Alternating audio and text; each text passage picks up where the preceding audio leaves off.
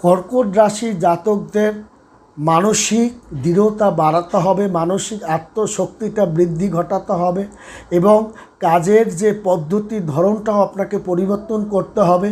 অফিসে যে সহকর্মীদের সঙ্গে যে মতপার্থক্য তা আপনার দূর করার প্রচেষ্টা আপনাকে করতে হবে এবং বিবাহ নিয়ে যে বিলম্ব হচ্ছে তা নিয়ে আপনি আলাপ আলোচনাও করতে হবে এই মাসে।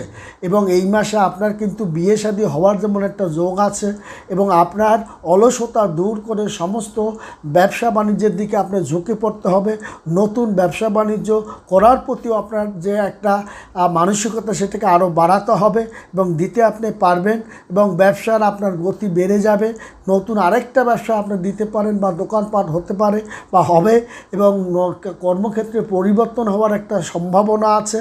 আপনার নতুন চাকরি বাকরি পাওয়ার একটা সম্ভাবনা কিন্তু উজ্জ্বল আছে। তবে আপনার শরীরপাতি কিন্তু ভালো যাবে না।